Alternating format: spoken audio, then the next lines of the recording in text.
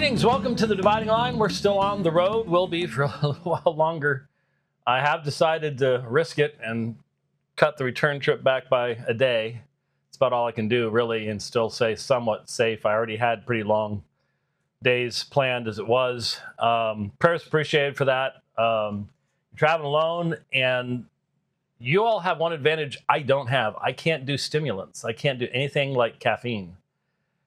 And so you can get really tired on those long, lonely roads and start nodding off. And yeah, so prayers for safety on the way back. But I'm in Carlisle, Pennsylvania, and I spoke yesterday at the semi-annual free pastors luncheon that Chris Arnson puts this on in memory of his wife. His wife was the one that came up with the idea, and they had started doing that. She passed away, and so he's kept doing it. It's a lot of work for him. It's very difficult. Of course, Chris knows everybody. Every time someone would walk up, he'd give me their name and what church they're at. He knows when they move churches. It's amazing. I can't remember anybody's name. There's only like one person that I met yesterday that I do remember his name, because I have a feeling we're going to be doing some work together in the future. Pastor Samuel, formerly a member of the Oriental Orthodox Church, now a Reformed Baptist pastor, and we just hit it off and started talking and just doing the Orthodox stuff. And he's been on Chris's program, and so one of the things I'm going to do on the way home is listen to the programs he's been on with Chris before to sort of get up to speed there. Anyway, this is the second time that I've spoken at the conference. It's at this really nice church in Louisville, which is like, 1/8 the size of Gettysburg, maybe something like that. Just tiny little town out there, and it's outside the actual town. And you're just driving through these rural roads like you do in Pennsylvania. It's just so different than being out west. Narrow little roads going up and down hills and around and stuff like that. And you just come around this corner. Here's this big, huge church. It's out in the middle of the field. It's a beautiful facility. And they're very kind to allow Chris to have some events there. That's where I did the debates. What was that, about a year and a half, 2 years ago? Somewhere around there. With the TR guy. Anyway, lots of folks come. Doug McMasters and his co-pastor came all the way from New Hyde Park Baptist Church on Long Island. I've spoken there, preached there, did at least one Muslim debate there, maybe more than one. Doug, old friend, looking old like me. First met him at Grace to You in Southern California many moons ago, with Phil Johnson. And then he moved to London. And so some of those debates that you saw in London, in Wandsworth, were at his Trinity Church there in London. And he moderated a couple of them, too, if you watch those videos. And then he moved back to New York and took the church there that I had spoken at before. And so there's a lot of connections there with Doug. He drove all the way out, and it was great to see him. So it's a neat event, and like I said, the Christian publishers really he lines tables, the free books the Christian publishers send to give to pastors, and pastors come, they leave with a whole huge bag of publications and stuff. It's pretty neat. And I remembered that a couple of years ago when I did this, I didn't remember what I talked about specifically, but I remembered that it was sort of spur of the moment. It was really heavy. It wasn't a light type thing. But I couldn't remember what it was. Well, somebody who was there did remember, shockingly enough. And I had spoken on grief, which wrote a rather popular book on the subject, but I rarely talk about it. I never learned as a chaplain to turn the emotions off. That's a switch I was not built with. And so it is very draining for me. to speak on the subject of grief. Really, really is. And so yesterday, as I was thinking about what I was going to share, I don't know why, but it ended up being really, really heavy again. And I just spoke of the difficulties of Christian ministry, of the pastorate. I started off telling the story about how when I was 10 years of age, I had made the commitment, having seen how many knife wounds my dad had in his back as a pastor, that I was never going to go into ministry. Those sheep are crazy. So let's just, yeah. And when you're only 10 years old and you're thinking like that, you've already seen some stuff. And I had, and of course, Lord had other plans. But, you know, as I mentioned yesterday to the men,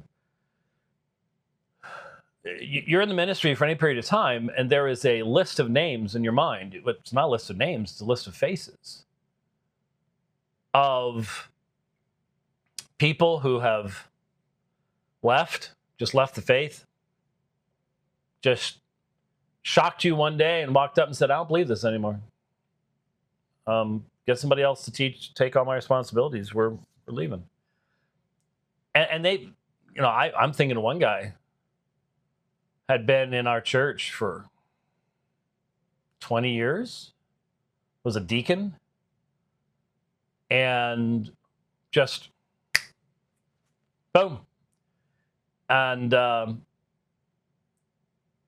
matter how hard you try, the longer you're in the ministry, the longer that list becomes. That's part of ministry in a fallen world. And it's fulfillment of Jesus' own teaching. I mean, you can't skip the parable of, it's literally the parable of the soils. It's not of the sower.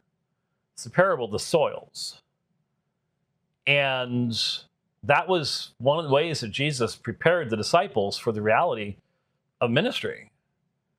That, you know, you have soils where the growth is big and explosive and, whoa, this is exciting. And especially when you're in difficulties, challenging situations, and you grab onto anything that looks like it's going to be really positive.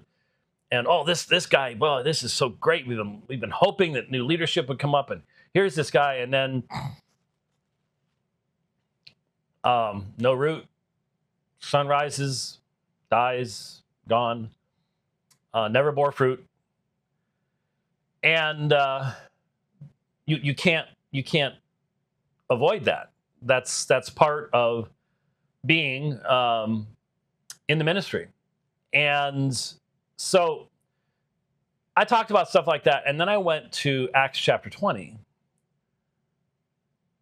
And I guess I might as well do this now, since I wasn't sure exactly what order we would do things in. But I went to Acts chapter 20 and Paul's final words to the elders at Ephesus. I've always found that to be a very special text of Scripture, very poignant. So thankful that Luke recorded that for us. Because, I mean, here's a church, Ephesus, where Paul had invested 3 years of his life. Now, look, I know ministers that have been in churches for 40 years, 50 years. But this is the apostle to the Gentiles. This is 3 years in a life where you're attempting to basically ground the future existence of the Christian church and evangelism and everything else. 3 years is a long time. And I think Paul looked at a map. He saw the Lycus River Valley. He saw Asia Minor.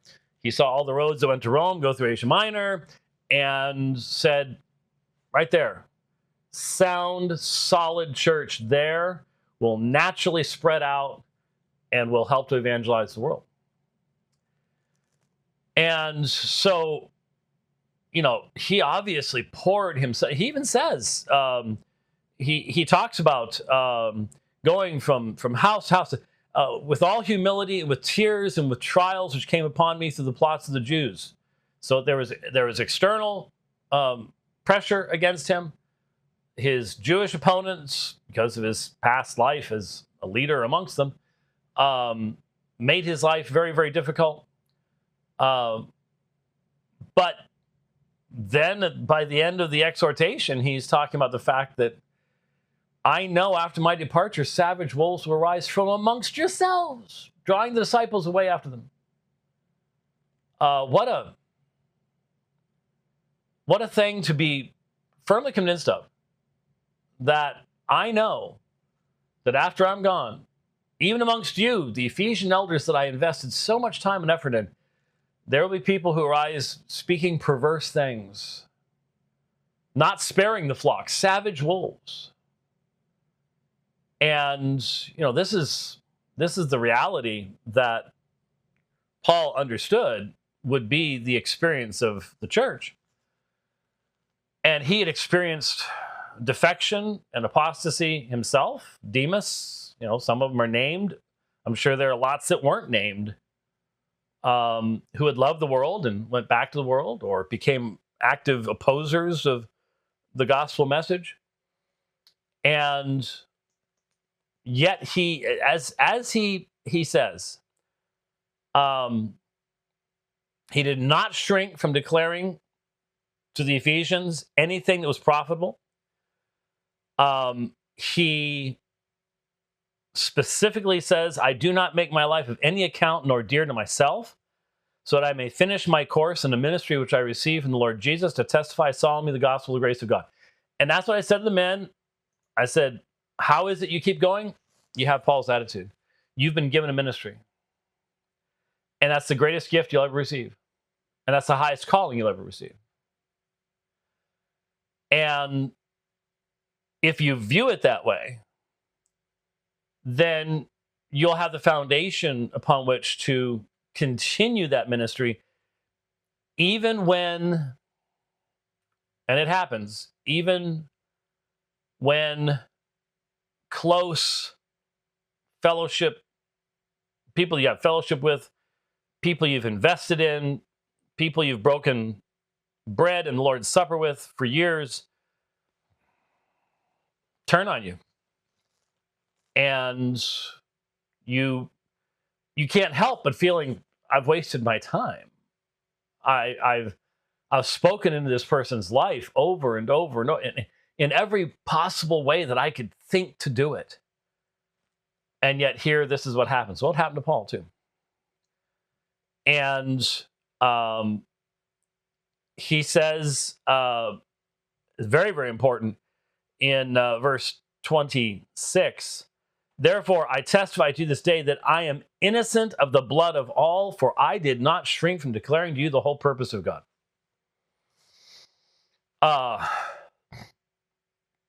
You can preach on that one for a long time.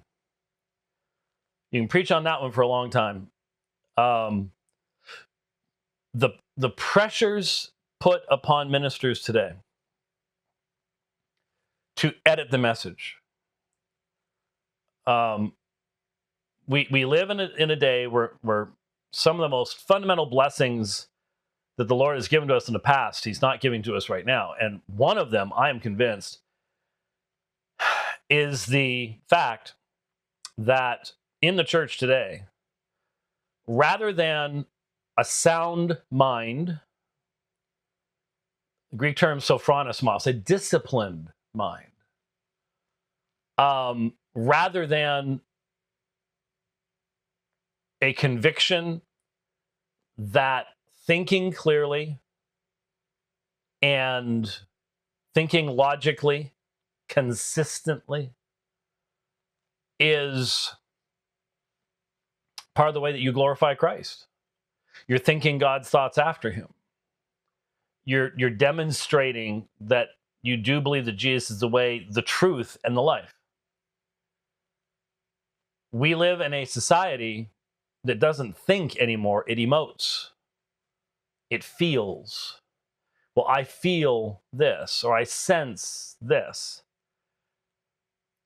And it's pretty much every day on social media, though some days while I'm traveling, I don't do any of it, and it actually lowers my blood pressure a good bit.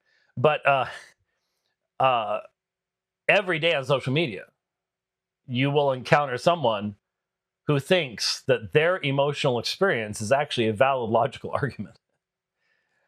And just because they say, well, I think you're blah, blah, blah, blah, blah, you're just supposed to bow down and go, okay, all right, great master of reading hearts from afar and all this stuff. It's like, okay, so you feel that way. Big deal. What am I supposed to do about that? And that emoting, I struggle with people like that. I really, really do. And when you know you have people like that in the congregation, you are tempted to shrink back from declaring the whole counsel of God, the whole purpose of God, because there's things that offend overly emotional people who do not have their emotions in check and control. And you just don't want to deal with it. You'd like to have a week where you're not having to explain the same things over and over and over and over again to the same people who just don't get it because they don't feel it. I just don't feel it. And so you shrink back and you don't declare the whole counsel of God. And Paul says, hey, that makes you guilty of their blood, because if you don't tell them the whole truth, you've got blood on your hands. And he says, I've not shrunk back. I've given you the whole counsel of God.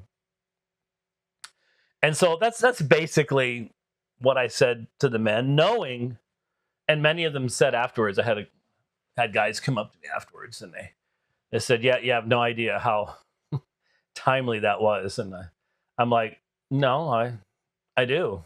Because if you're in ministry, I was sort of looking around the room, and when I would say things about, by the way, you do realize we're the last ones to ever know why people really leave the church, right? What they tell us, we just sense the Lord's leading upon our lives to go somewhere. You find out through your wife what the real reasons were, because it goes from that person's wife through the lady chain. Eventually, your wife says, "Did you hear what I heard?"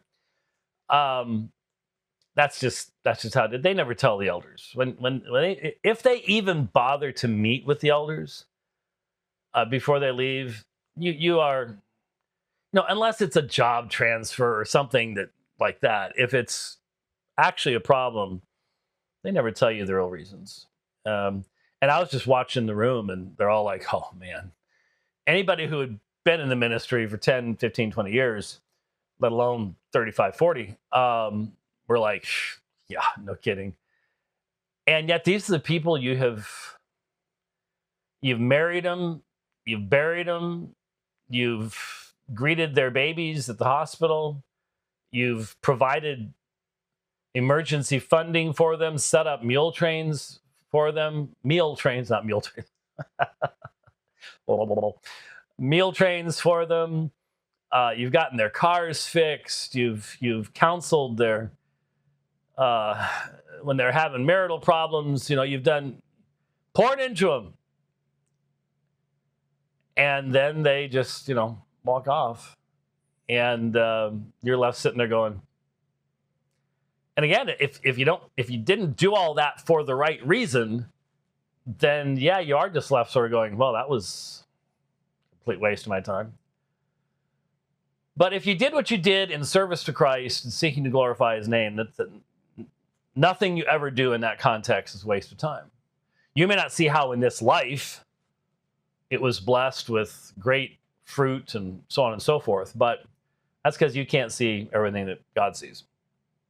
And so a lot of guys were like, man, you spoke directly to me. And it's like, yeah, I know. I was speaking directly to myself too.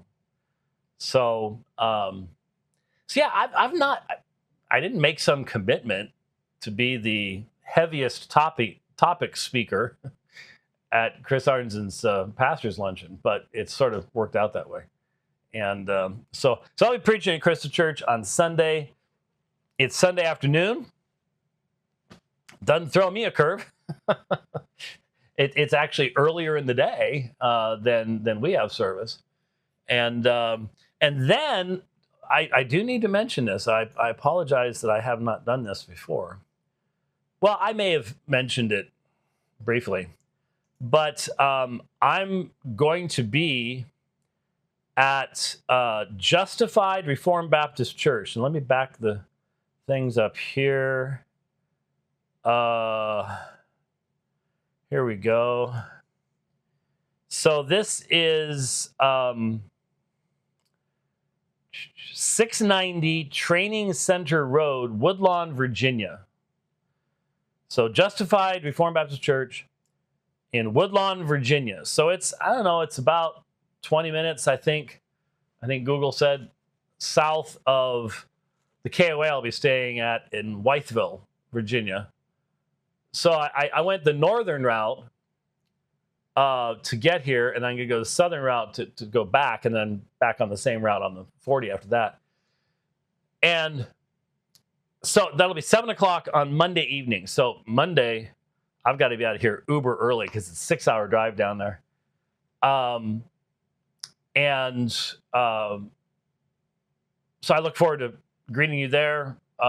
Evidently, it's gotten out on Facebook. It's a small church. Most of the churches I visit at using roadtrip@aomin.org, that email address are fairly small churches. And that'll be 7 o'clock on Monday. The reason I did the loop is I think I mentioned Pastor Nahum O'Brien, the missionary to, I believe it was Norway. Was it Norway? It's one of the Scandinavian countries. Who was diagnosed with cancer, had to come back to the United States, has been undergoing treatment, and is pastoring this, again, a very small, very rural Baptist church. And when he had seen I was going to be going from Tullahoma to Pennsylvania, he's like, we're sort of along the way there. So I made the northern loop and drove on a lot of roads that aren't a whole lot of fun to drive on, and had dinner with he and his wife. And then we drove to the church. It was quite a ways before we had dinner. Not as the crow flies, but just simply as roads are back here. It's very different than out west. And we had to get around the mountain. Oh, okay. Anyway, and he said, we are in the middle of King James Onlyville here. So would you like to address the King James issue? So we had a really good group show up. This was Monday night. We had a really good group show up, including some King James only guys, which is sort of unusual. We keep trying to get the guys that are really popular around there. Tony's Pastor Zorn and Ketchup, whatever his name is. These guys that talk a good talk, but they won't debate for love nor money, and we can never get them to come out and defend their positions in meaningful debate. But so I gave a presentation without any fancy slides and stuff like that, and we had a bunch of questions. And then toward the end, the King James only guys, we went back and forth for a little while, and it was useful because he just proved everything I just said. I had just said King James onlyism starts with its own conclusion. It cannot be consistent. It's circular. And as soon as he started talking, he just proved everything I was saying. And he literally at one point said, "I'm absolutely convinced of this. It doesn't matter what you show me." And so I went back to, remember the text that came up in, it was not February. I think it was after February. Was it April? When I went to Livingston, Louisiana again. Yeah, I think it was April. Yeah, it's first, like right around the beginning of April. They had a big concert in town. That's why I had to stay down in Baton Rouge rather than out at Livingston. Anyway, Doug Levesque, nice guy, really nice guy. But if you watch the debate, it wasn't much of a debate because he didn't really have a position he could defend. And I had raised the issue specifically about Revelation, I believe it's 21, is it 21:24? Where Erasmus made an error in transcribing the commentary that Andreas of Caesarea had written, over half a millennium after the time of Christ, in Greek. And he had inadvertently, completely not wanting to do it, but he did end up inserting a phrase into the text of Revelation that is from Andreas of Caesarea's commentary. So, no manuscript of Revelation had ever contained it. And it came from the transcription process because Erasmus didn't have a single, just plain Greek manuscript of Revelation to use. He had to borrow this commentary from his friend Johannes Reuchlin and then extract the Greek text out. It made a lot of mistakes as a result. But this is a situation where the mistake involved the insertion of a phrase that's not to be found anywhere else. And so I'm like, look, I want to know what John wrote, not what Andreas of Caesarea, over 600 years later thought he should have written or thought he wrote or just commented on. And so, I asked the guy that. And again, just spinning in circles. Well, you're trying to sow doubt in King James onlyism. You better believe I am. In the Bible, no, because they're not the same thing. But he proved what I said. I think it was about 12 pages into the King James only controversy. I said, key to understanding the King James only mindset is in their way of thinking. The King James Bible alone equals the Word of God alone. If you sow doubt in King James onlyism, for them, you're sowing doubt in the Bible. Category errors abound everywhere. So yeah, we did that on Monday night. And that added a little time. Well, it didn't actually add a whole lot of time because that meant Tuesday I had over 8 hours of driving. And again, I know you professionals do it. That's dangerous for me to do. I made it pretty well, but it leaves me exhausted. And like I said, it's going to be pretty dangerous. But we got here. Excuse me. Ugh. I actually got more sleep last night than I have in a long, long time. But now I'm still catching up on stuff like that. So just that's what's been going on. That's what I talked with the men about. Hopefully some of those thoughts are useful to you and helpful to you and stuff like that. I guess on Sunday, there's going to be the big memorial service at Arizona State University for Charlie Kirk. And I am truly disgusted at all the people trying to grab Charlie Kirk for their movement. Oh, I heard he was interested in Orthodoxy. Oh, I understand that actually he was looking at converting to Roman Catholicism. And oh, shut up. It's just ghoulish. I mean, the man's not even to the ground yet, and you're trying to do all this stuff. And of course, it's just as ghoulish, the memes and the mockery. But there's been all this pushback. So Kimmel suspended, maybe off the air permanently. seen lots and lots and lots of, and again, I don't know the accuracy of it. None of us do. But it seems like lots and lots of people have lost their jobs, lost their businesses, their positions.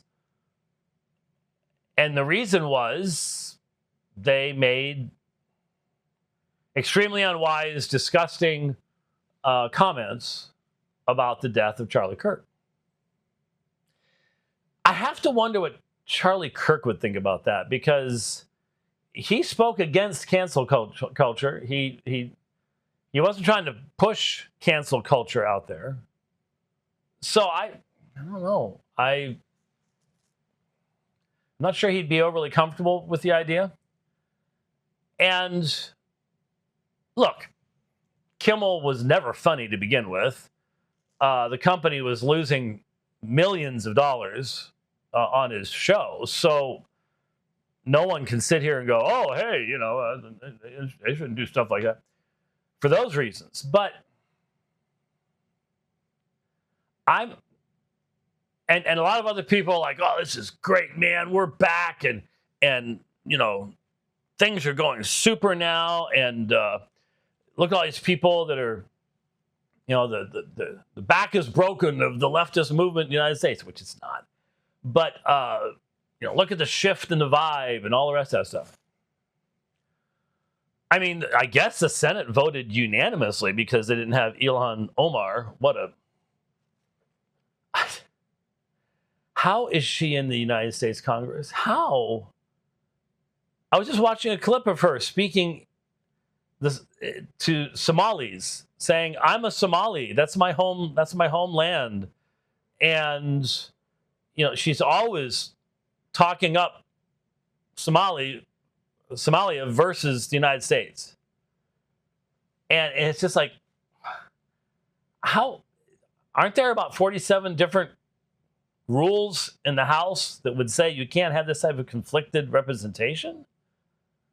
I mean, she hates the U.S. It's vile and disgusting that every time I hear her commenting about anything. But, you know, she went after Charlie Kirk, and she can do that because her district is, well, basically not American. So she can count on a non-American vote to return her to the halls of Congress to continue denigrating the entire governmental system and making a mockery out of American patriotism and everything else. But yeah, I've seen all that stuff. It's been disgusting. It's been vile. But here's my problem. Again, if I wanted clicks, if I want to get people to like me and that kind of stuff, I wouldn't touch this topic 10-foot pole other than just going, yeah, get them. I mean, you know, Charlie was great. Christian, so on and so forth. I just have to be honest and a realist. The right is not going to be in charge forever. It may not be in charge after the end of the year. And when we saw this happening in 2022, 2023, you know, we're like, oh, this is terrible. This shouldn't happen in the United States of America. And, you know, because you have different political views and things like that. Well, the pendulum has swung, but there's something you need to know about pendulums.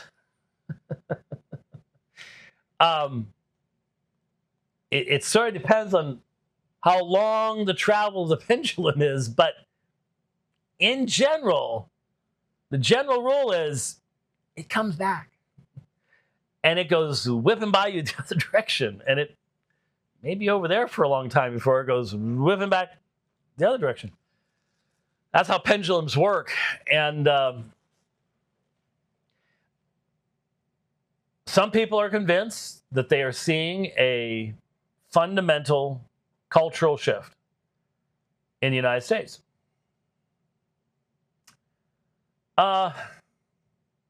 Look, I would love to see it. I really would. I have no vested interest in poo-pooing any true movement of God toward godliness. My theology says he will do so eventually, one way or the other. But my knowledge of the Bible and church history tells me that it's normally connected with national judgment, repentance, and restoration. We've skipped the repentance part. We seem to think that without repentance, we can still do the restoration part, right? We can go back to where we were, but we don't have to worry about that messy, nasty repentance thing, asking for forgiveness, making things right, restitution. That doesn't get people excited, and that's, yeah. So when I look around and I ask myself, do I see evidence that the Spirit is working and there's this longing for godliness, the fruits of repentance? I just have to go, I don't see it. I don't think anybody else does either, though they may pretend it for a while. And so I'd like to see that, but if it's not there, then all we're getting right now is political stuff. And hey, I heard a couple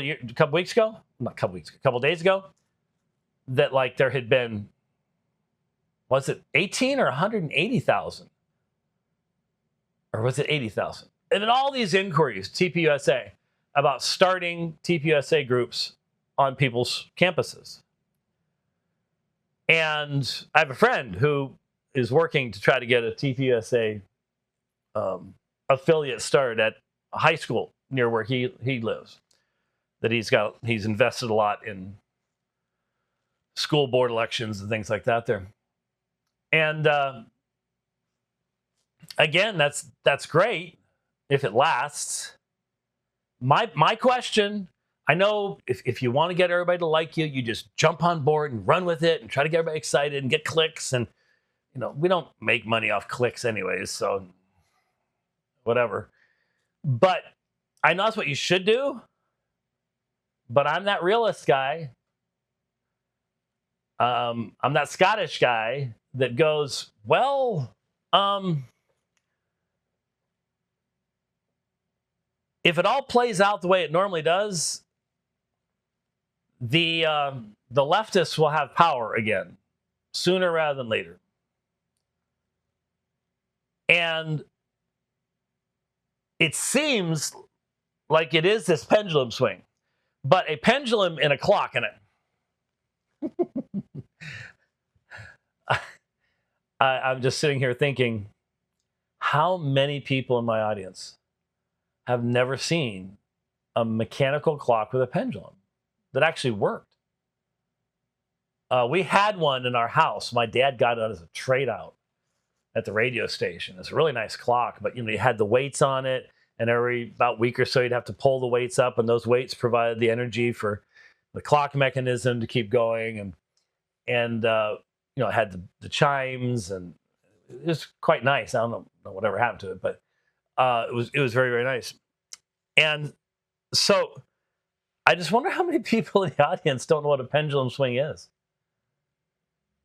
And the fact that just due to the laws of physics, generally a pendulum is going the same distance this way as this way. It's got a center point, it swings back and forth. What eventually stops a pendulum is gravity. And the inefficiency of the mechanics. So in other words, there's friction up there. And eventually, no matter how small that friction is, it will eventually stop the system. But what we're seeing in the United States is we've got a pendulum swing, but there doesn't seem to be anything out here that stops it from going any farther. I mean, and when it goes left, why does it go left? When you think about it, if a pendulum was on a center point and it was doing this number, you could get it going high enough to just do this number. And that's why a lot of people are saying, woke left, woke right, can't tell the difference. They sort of seem to meet in the middle somewhere, and it's true. There is that aspect of things too. But anyway, I'm not sure how in the world I got into that, and I'm starting to feel like I'm wandering like I did on the last program. I think it's because I'm recording this. Our internet here is impossible. Totally insufficient bandwidth to do a live video broadcast. And I'm sort of wondering if that's not part of what made it difficult on the last program and on this program to not chase rabbits and sort of lose your place and stuff like that. I wonder if knowing that there's a live audience makes a difference along those lines. I don't know. I'm analyzing myself right now, and that's just sort of how I'm thinking about it right now. But I hope to see TPUSA press on and do great things. Like I said in the last program, you can't replace Charlie Kirk. And don't put the pressure on anybody to try. Oh, man, you want to burn somebody out? You want to ruin some young leader in TPUSA today? Tell him to be Charlie Kirk. No, he needs to be whoever he is. If he tries being somebody else, that'll be the end of it for him. It'll be an unhappy life. I don't know how long this zeal will last, what it'll be able to accomplish. I would love to see it have a big positive impact for a long period of time. That'd be wonderful. But this isn't the first time I've seen things like this happen.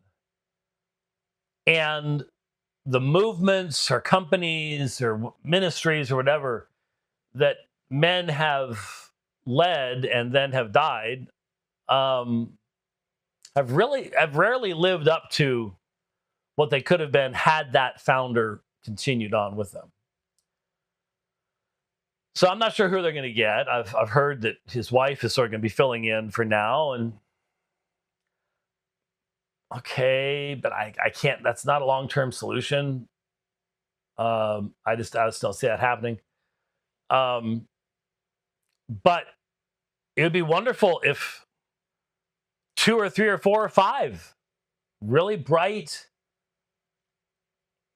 Christian, nation-loving men would step forward and pick up the banner, in essence, and run with it.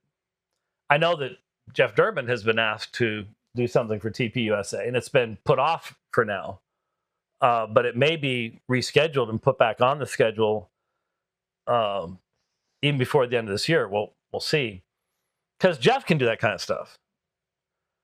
I say, well, can't you?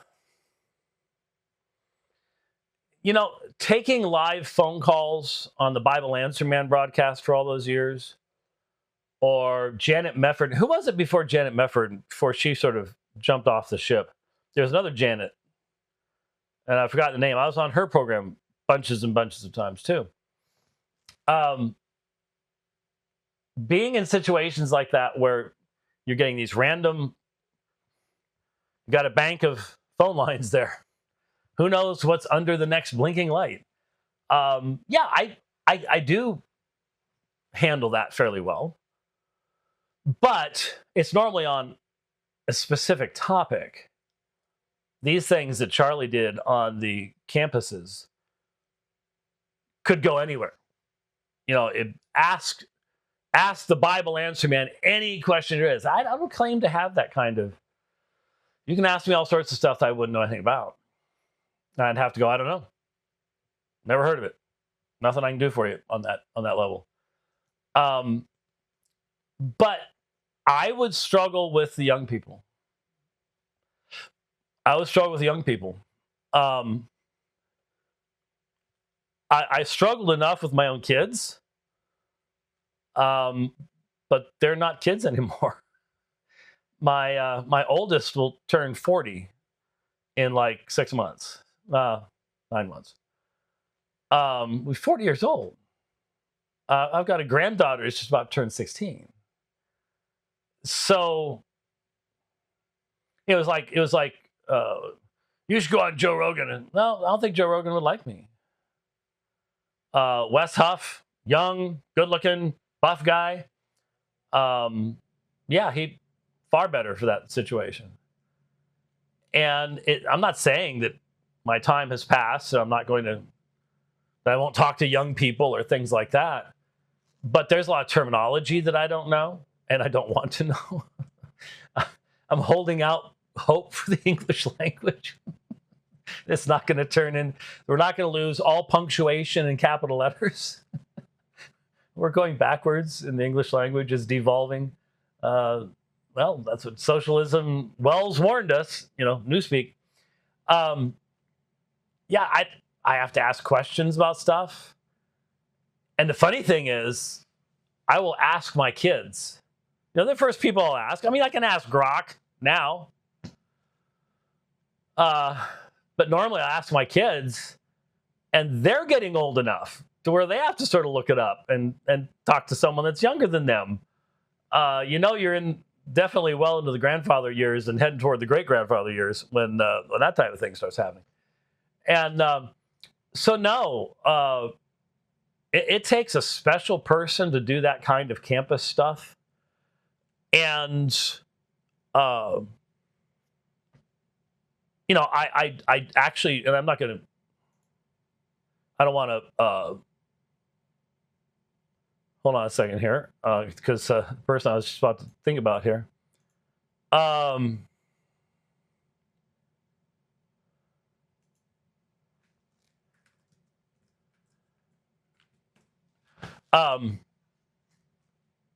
Yeah, he just reminded me, this fellow. So I'll definitely not mention his name now because I didn't ask him if I could. But he's a young, bright, sharp guy, and he was saying, I've been asked to do this public thing in a rather negative context, it's be against me. What do you think? And I was like, that sounds like a Charlie Kirk situation. I'd go for it as long as you can have some confidence that you'll actually be able to speak, that you won't be shouted down, silenced. Yeah, go for it. Because as I said to him, as you and I both know, their worldview is inconsistent. It can't answer cross-examination. So you can have a lot of confidence going into situations like that. But if all you're going to do is be shouted down, out emoted, something like that, then you question the value of it. But yeah, he did remind me. And I've prayed about it, of course, but be in prayer for Michael Fallon. Most of you only know Michael Fallon since about 2016 onwards. And, sovereign nations and his work with James Lindsay and stuff like that.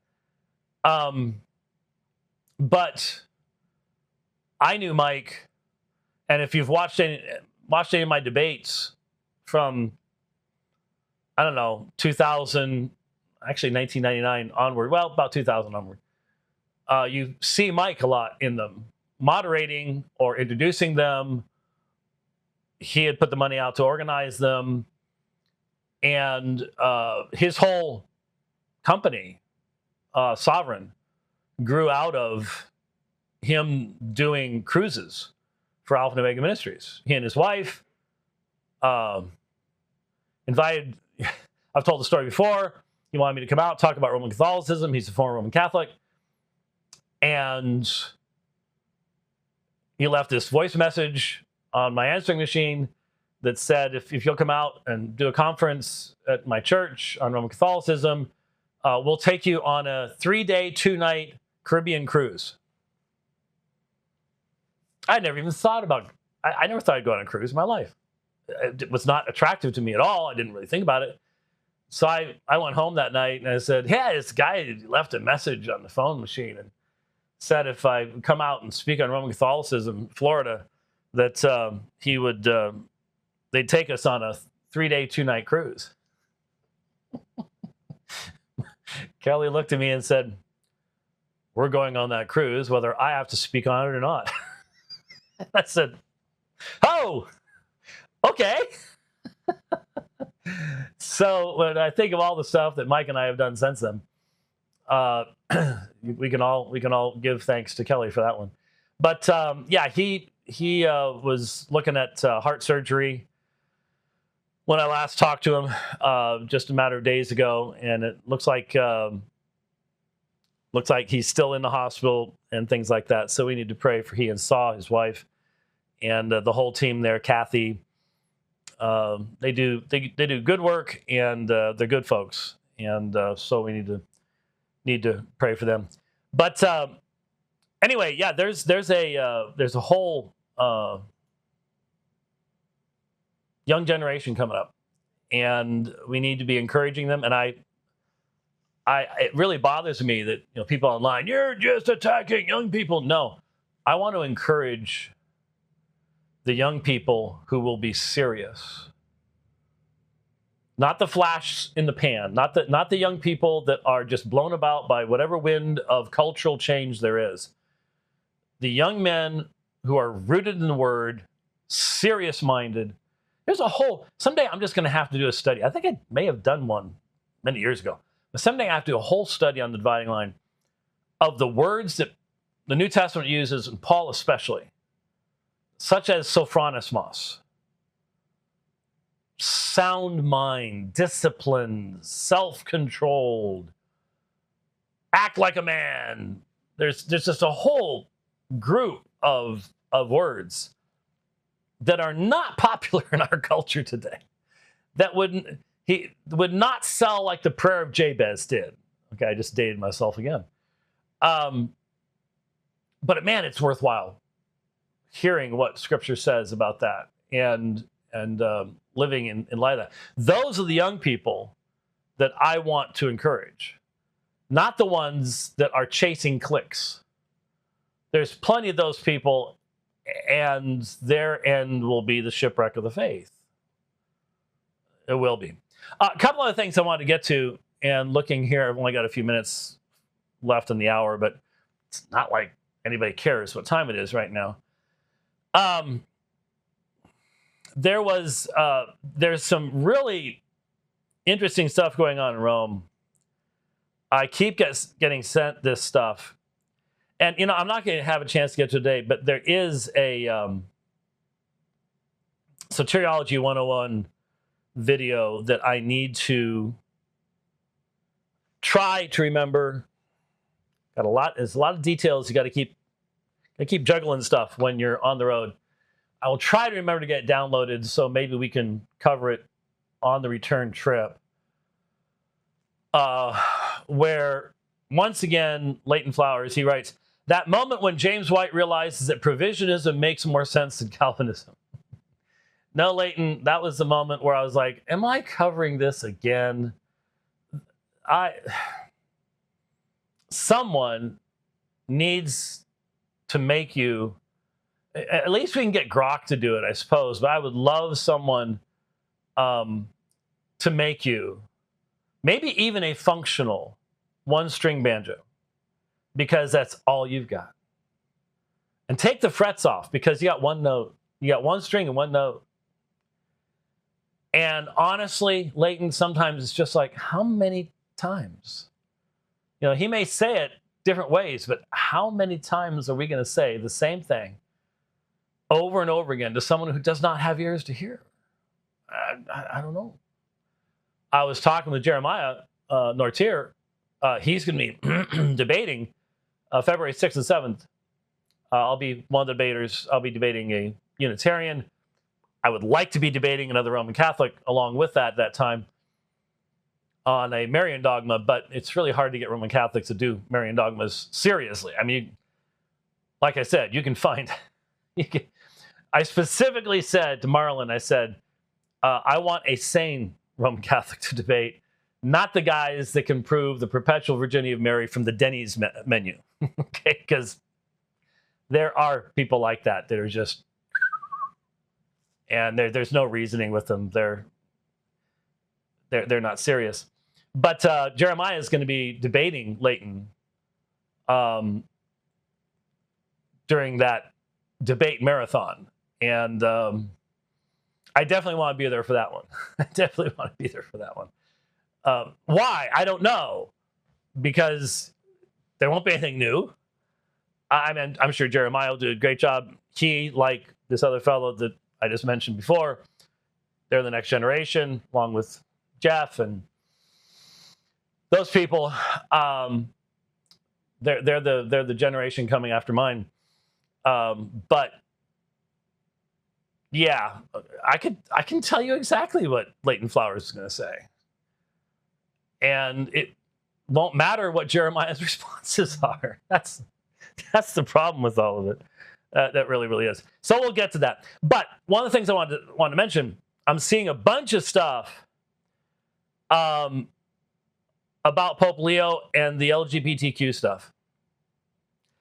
And I'm going to have to save this one for the next one. I've got something from Defiant Baptist demonstrating that, the funny thing is, Defiant Baptist tried to accuse me of hypocrisy because I had said a couple of years ago, if your church is soft on the Nazis, that, yeah, you should leave that church.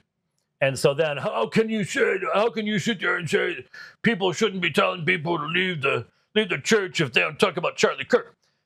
And the funny thing is, he made the comment. Here it is. He says, no, he'll just say that's a massive category error. See, he knows, because it is. To any rational thinking person, you'd sit here and go, wait a minute, Defiant Baptist, Aaron, this is his real name, Aaron, you think there's a connection between saying that you shouldn't remain in a church that has Nazi sympathies in it over against somebody saying that if your pastor doesn't preach a sermon or do certain things about Charlie Kirk on Sunday, that you should leave that church?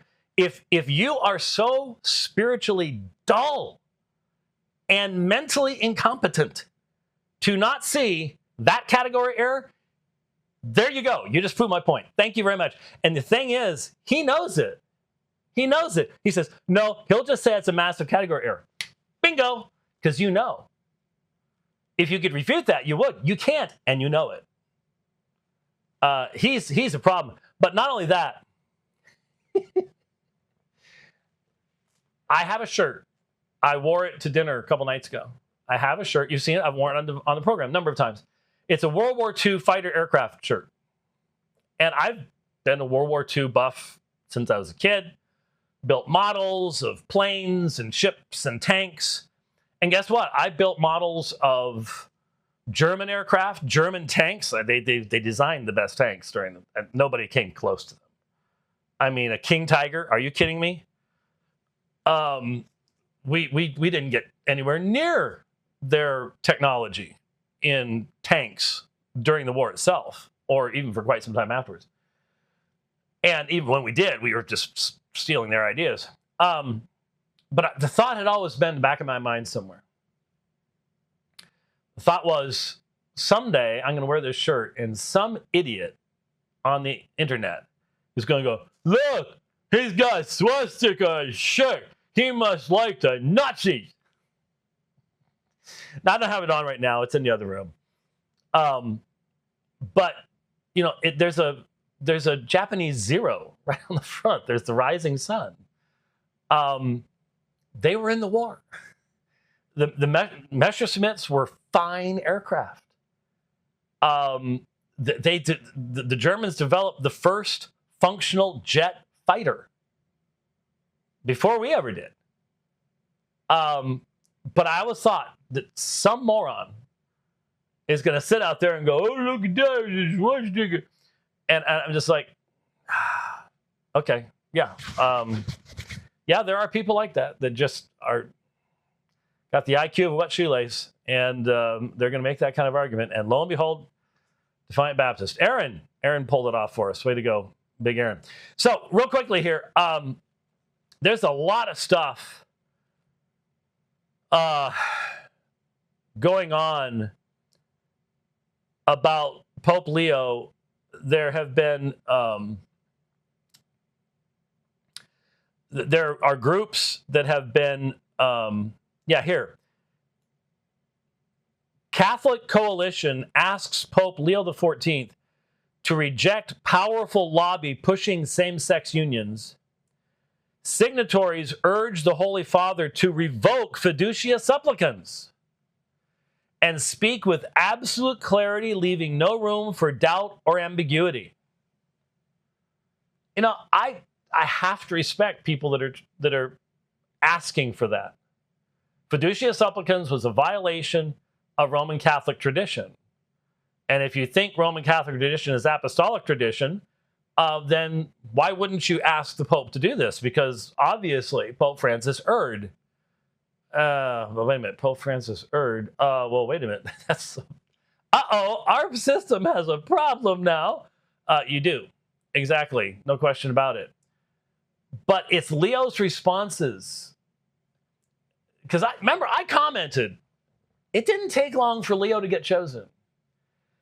And when Francis was failing in health, a lot of us said, you know, Francis had a lot of time to put his acolytes, his followers, in charge of the College of Cardinals that would be electing the successor. And Leo came along pretty quickly. He seemed to be a little bit unknown or maybe a little bit more conservative. But I'm getting the strong feeling that what we're seeing here is this is the playing out of what Francis wanted. That you crack the door open with fiducia supplicans, you put your people in the important places in the Roman Catholic magisterium, and then to avoid full-scale fracturing and schism, you sort of freeze it in place to get people used to it. Because this is how it happened in the mainstream denominations. They're following the same playbook. You take some ground, there's pushback, and then you act like, oh, no, that's not what we're really doing, when it was.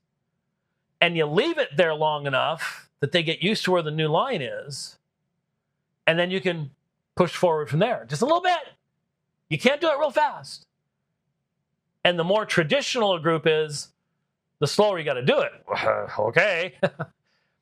So I'm sort of wondering if there wasn't backroom communication going on before Francis's death, like with the bishops in Germany who want to do same-sex marriages.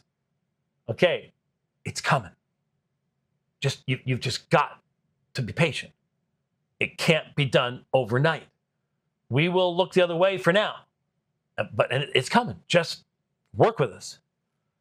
It's really making me wonder if that's not what we're seeing here. With the way that he met with the LGBTQ guy. And then there was something here, and I haven't been able to find it yet. I need to track it down. That Leo said something controversial, maybe even today.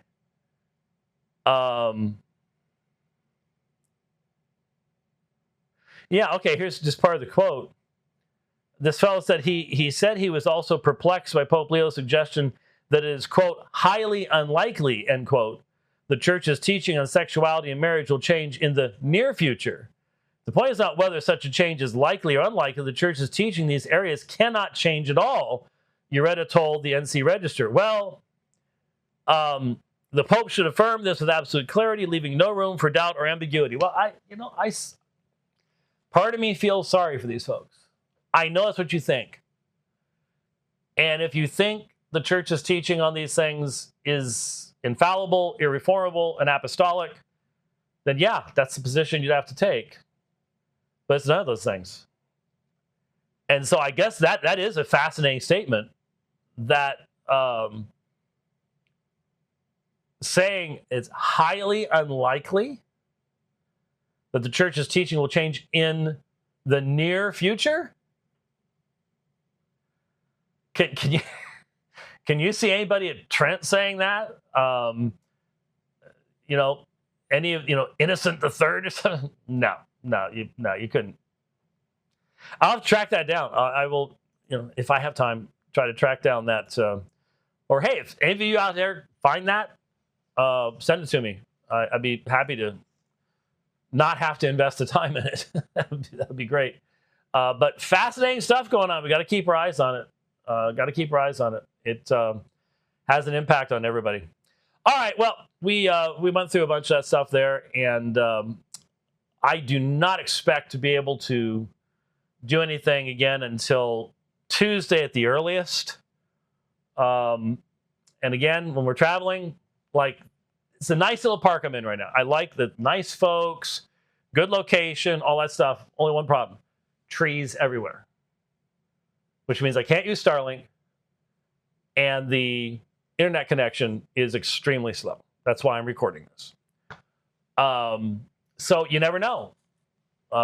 2 or 3 of the places I'm hitting on the way back, I've never stayed at before, so I don't know. I have no way of predicting. And to be honest with you, the places I have stayed at before, sometimes they all start blending together to be able to predict what's going to be coming. So I don't know. We will see. All righty. Thank you very much for listening to the program. Pray for traveling mercies on the way home. And we will see you next time. Thanks a lot. God bless.